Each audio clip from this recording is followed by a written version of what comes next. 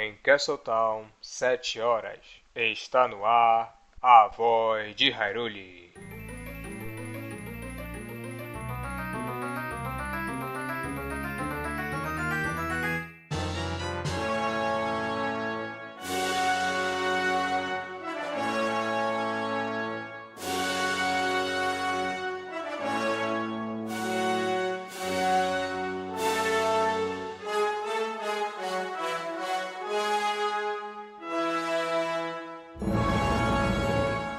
Olá a todos! Está começando mais uma Voz de Hyrule, seu resumão de notícias hyruleanas do site do zelda.com.br. Aqui é o Samir Fry, o vulgo Toeiro, e aqui comigo novamente está Felipe Ferraz, o Shadow Link. Fala aí, galera. Bom, hoje nós temos um apanhado bem considerável de notícias, tanto é que a princípio eu achei que íamos ter poucas coisas para serem comentadas, mas acho que tivemos um aumento considerável de notícias e eu creio que esse programa vai ficar bem rechonchudo, mas vamos ver se a gente consegue resumir bem este resumão. E sem mais delongas, vamos para as notícias. A começar que tivemos duas entrevistas com o Aonuma e o Fujibayashi, que sucedeu a premiação do The Game Awards. Uma delas foi inclusive num canal oficial da Nintendo, que você não acha em qualquer site, ele está diretamente no canal da Nintendo News, que é tipo um canal de notícias próprio do Nintendo Switch, então só se você tiver um Switch que você tem acesso a esse canal. E lá eles divulgaram uma entrevista que fizeram parabenizando por ter ganho o título de jogo do ano e tal, por Breath of the Wild. E eles comentam um pouco sobre o DLC 2 do Champions Ballad. Mas a gente vai se abster um pouco de comentar essa entrevista apurada porque ela possui spoilers do DLC em si e que para maior usufruir eu realmente recomendo que leia a notícia em geral, que inclusive nós traduzimos toda essa entrevista, ela já se encontra traduzida no nosso portal. Então se você já jogou o DLC ou apenas tem curiosidade de saber um pouco de como foi a concepção desse DLC, o link para essa notícia vai estar na descrição deste programa. Mas a outra entrevista que deram um pouco depois volta a um assunto bem espinhoso, digamos assim. Porque bem polêmico. O Game Radar, eles tiveram a coragem e a ousadia de, logo também depois do Zelda ter recebido o prêmio de jogo do ano, entrevistaram também o Aonuma e o Fujibayashi para perguntar novamente aonde na timeline está o Breath of the Wild. Bem, há um bom tempo atrás, quando o jogo ainda ia ser lançado, ou um pouco depois de ter lançado, não me lembro agora o certo, mas eu lembro que o Aonuma chegou a comentar que o jogo se encontrava depois do Ocarina of Time, o que não quer dizer praticamente nada. Tu pode jogar ele até em qualquer uma das linhas do tempo, ou qualquer uma outra linha do tempo, ou convergir as linhas do tempo, como algumas pessoas gostam de teorizar. Mas foi bem interessante essa entrevista que deram, bem depois do lançamento, até todos os DLCs do jogo, porque eles se mostraram bastante. Eu não quero tocar ainda muito nesse assunto da timeline, tanto é que o Fujibayashi ele diz que ele tem ciência da importância que a timeline tem para os fãs, mas ele disse que ele traçou uma comparação com a Dubious Food, aquela comida que aquela gororoba que você faz no jogo quando você meio que erra o ato de cozinhar alguma comida. Sim, eles meio que disseram que eles querem manter um mistério mesmo, né? Voltaram mesmo ao que era antes, assim, que era... Tipo, não tem uma palavra oficial sobre a timeline. Sim, deixar a cargo da imaginação das pessoas para eles criarem teorias, como era realmente antigamente, antes de oficializar a timeline, que a gente ficava criando tópicos, teorizando onde fica alguma coisa na timeline, procurando vestígios para conectar as coisas. E eu acho que no momento realmente é o melhor ser feito, porque o jogo, como a gente já comentou várias vezes, ele tem tantos elementos de vários jogos diferentes que você pode tentar encaixar num lugar, mas você acha um outro elemento que indica para outro. Mas no final de contas, pelo jogo se passar tanto tempo na frente, por uns 10 mil anos no futuro, ele pode estar em qualquer lugar. Então vai realmente da criatividade de cada um, onde você quiser inserir ele. Sim, ele até chega a falar também que, tipo, ele chega a falar sobre como a história mesmo real é escrita por várias pessoas com opiniões diferentes e tal. É o próprio nome então, dele. Ele quer criar meio que essa ideia de uma lenda, assim, tipo... Rei Arthur tem várias versões diferentes da lenda do Rei Arthur. Sim. E elas não combinam uma com a outra e cada um tem uma versão e é assim. Fazendo jus ao título do jogo. Ah. Mas é interessante que quando deram a voz pro Onuma, quando ele também comenta isso de história, o Onuma diz que quando anunciaram de forma oficial a timeline pelo Hyrule Story, ele gerou reações mistas e que ultimamente ele sente bastante receio em dizer onde exatamente o jogo se encaixa, porque senão eventualmente vocês vão encontrar furos ou vai sofrer algum tipo de represária, falando não faz sentido isso estar aqui por causa disso, disso e disso. O que eu também não culpo ele de não lembrar desses pequenos detalhes de lore da série, porque é muito detalhe. Então realmente deixar em aberto pro pessoal discutir onde fica, eu acho que é o mais interessante pro jogo, pelo menos por enquanto. Agora vamos para uma notícia mais interessante para nós aqui, os brazucas, que no início do ano nós chegamos à notícia que a Panini enfim oficializou que traria os mangás de Zelda para o nosso país. Eles iam adaptar aquele arco do Legendary Edition, mas por aqui ficou chamado apenas por Perfect Edition, a edição Perfect, como está escrito na capa. E inclusive em alguns eventos de cultura pop em geral, onde eles tinham mais stands, eles estavam fazendo um pouco do anúncio desse lançamento, estavam vendendo assinaturas e posters especiais e tal. Eis que finalmente no dia 15 de dezembro, agora que passou, foi lançado de maneira oficial o mangá do Ocarina of Time, mas não sei se é para surpreender de muito, mas já esgotou. Você funciona no site, pelo menos no momento de publicação deste programa, aí vem se encontros esgotadas. E como é de praxe assim, de lançamento de mangás, tá sendo bem difícil de encontrar ele. E tem alguns estados em que ainda não receberam o mangá nas bancas e livrarias pelo resto do país. Eles devem ter feito uma tiragem meio pequena, né? Porque eles não sabiam se ia ser bem aceito. Então eu imagino que eles vão fazer mais agora e as próximas edições vão ser mais fáceis de achar. Isso é meio complicado a questão de editora de mangá, porque eles vivem muito com esse problema de tiragens meio limitadas, que esgota rápido. Acho que a própria Panini ou a JBC tem esses problemas tem uma loja online onde você pode comprar outros volumes, mas que eles normalmente se encontram esgotados para compra. Mas ainda assim a Panini ainda oferece ainda assinatura. Você pode ir acessar o site e tentar assinar, envolvendo tanto esse mangá do Ocarina como, caso você já tenha comprado esse mangá, comprar as edições seguintes que vem ainda. O preço de capa, se não me engano, é R$29,90.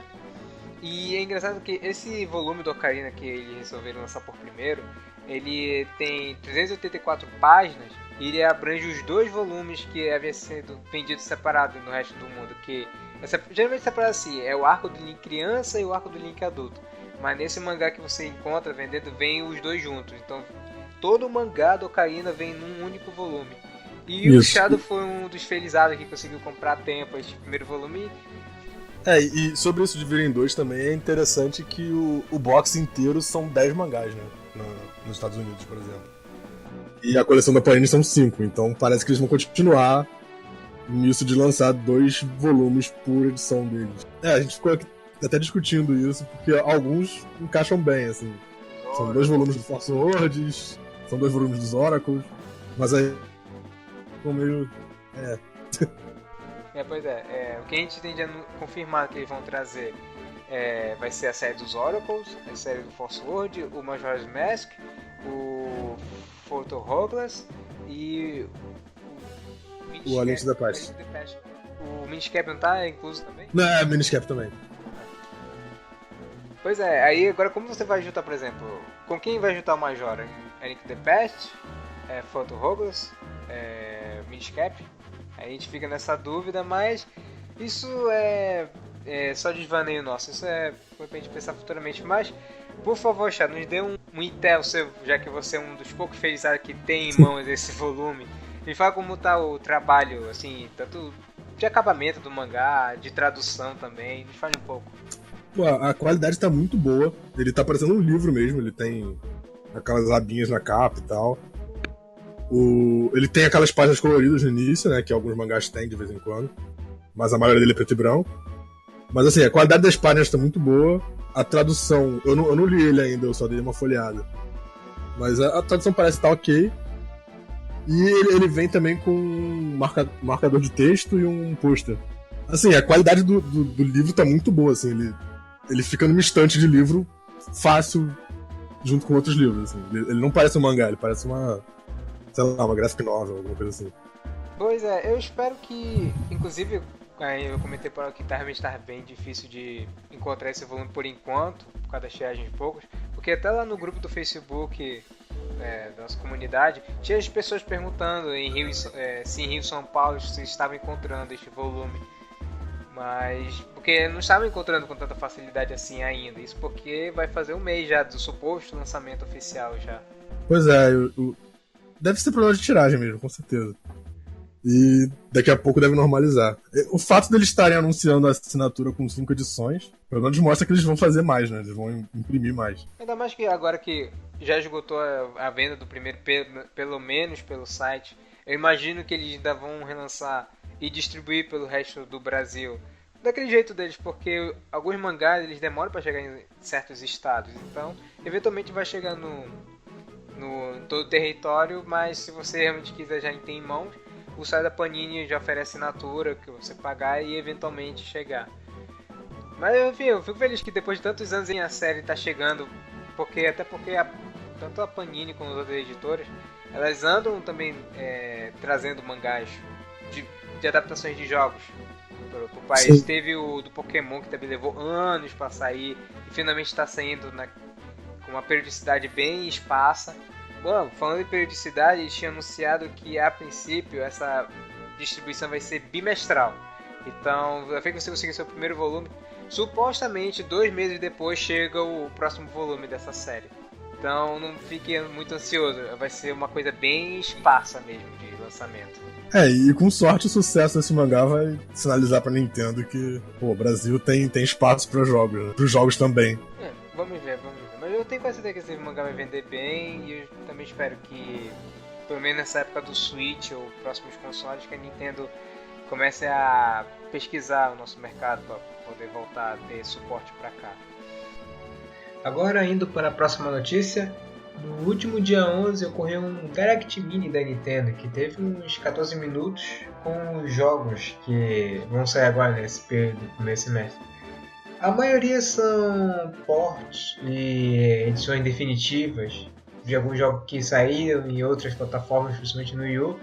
E um dos destaques é justamente o terceiro lançamento de Hyrule Warriors, chamado de Definitive Edition, que é o suposto versão final definitiva deste jogo. Ele vai agregar todos os DLCs, você vai poder jogar com todos os 29 personagens, que inclui tanto a versão do Wii U como a versão do 3DS e o Legends, que vieram nessa bagadela. Todos os mapas do Adventure Mode, todos os modos alternativos que vinha com as atualizações, enfim, vai vir tudo para este pacote do Switch, que também vai agregar o que tinha um pouco dos dois, como multiplayer de estar dividida, do Wii U e essas coisas todas. E além disso, vai até incentivar até uma cara diferente, ele vai contar com skins, Link para Zelda, da encarnações dele do Breath of the Wild. Enfim, e o jogo tá planejado para sair agora na primavera do hemisfério norte, ou seja, esses mais ou menos primeiros meses do ano deve estar saindo o jogo. Logo mais deve dar uma data mais certa.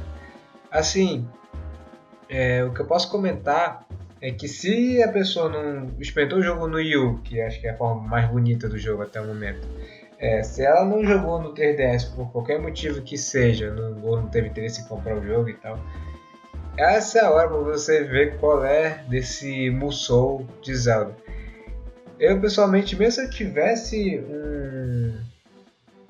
eu tivesse um Switch, eu sempre me sinto muito inclinado a jogar, mesmo tendo personagem que tenho só a versão do Wii U, não vou poder experimentar. Eu quero ter que fazer todo o modo história, todo o Adventure Mode não, porque são modos muito longos mesmo.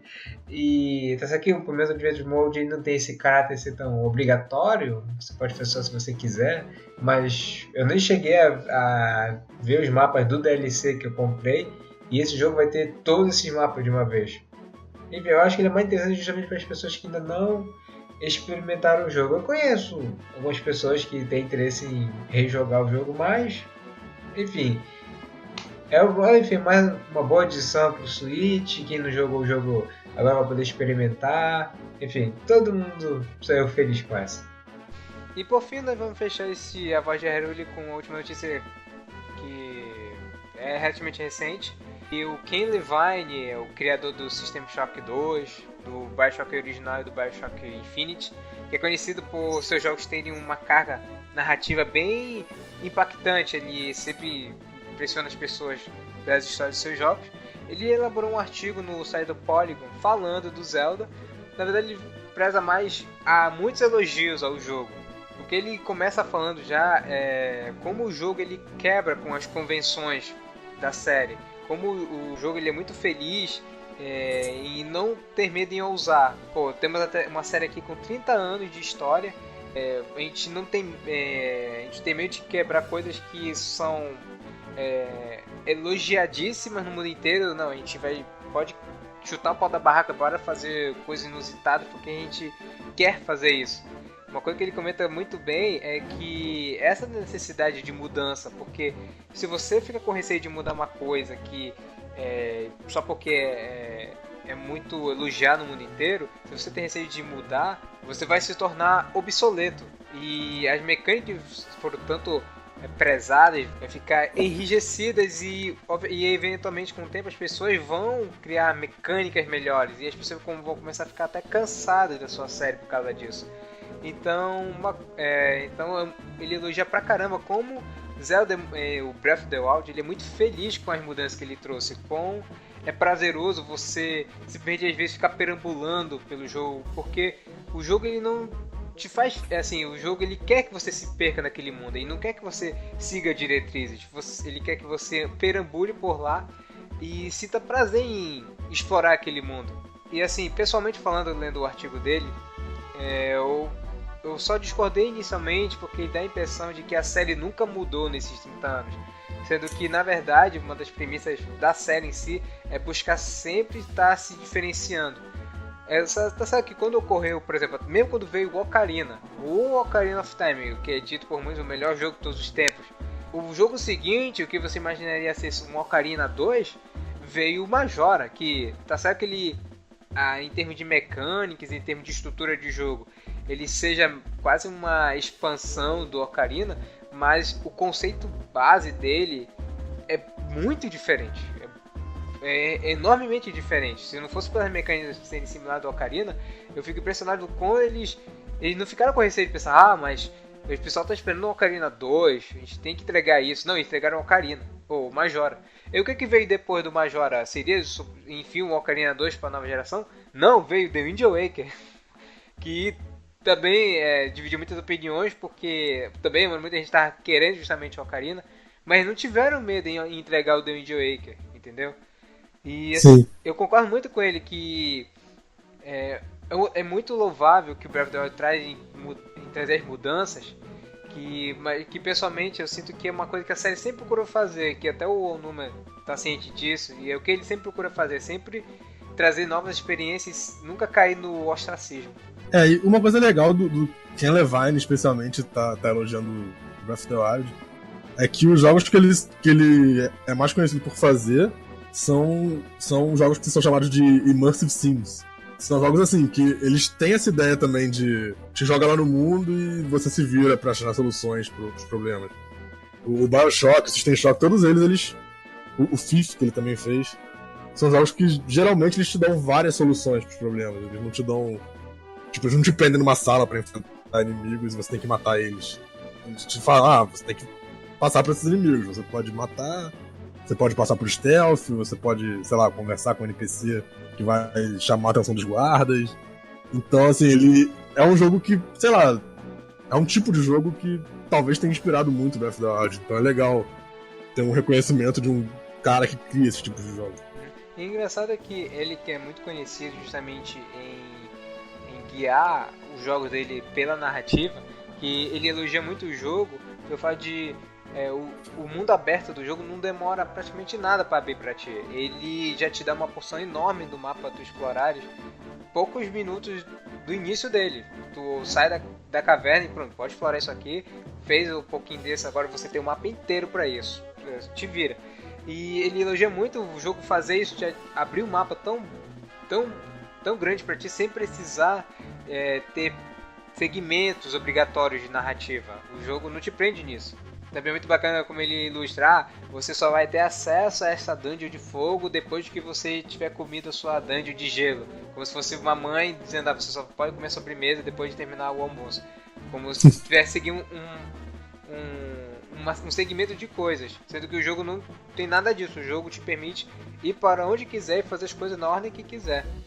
Mas é isso. As notícias comentadas nesse programa estarão linkadas na descrição desse vídeo, bem como os links das nossas redes sociais. Agradecemos muito por cada curtida e follow que nos dão. E também participe do nosso grupo de discussões lá no Facebook, como a gente comentou aqui, das pessoas perguntando pelo mangá do Zelda. Então, se puder também, comente as notícias que foram comentadas aqui, ou qualquer outra coisa que você vê relacionada ao universo Zelda, fique à vontade em compartilhar conosco. De dividir nossa opinião também com outros fãs de Zelda. Deixe seus comentários e compartilhe conosco a sua opinião sobre esse programa e sobre as notícias comentadas. A Voz de Hyrule termina por aqui. Tenha um ótimo dia e até o próximo programa. Falou, galera. Até a próxima.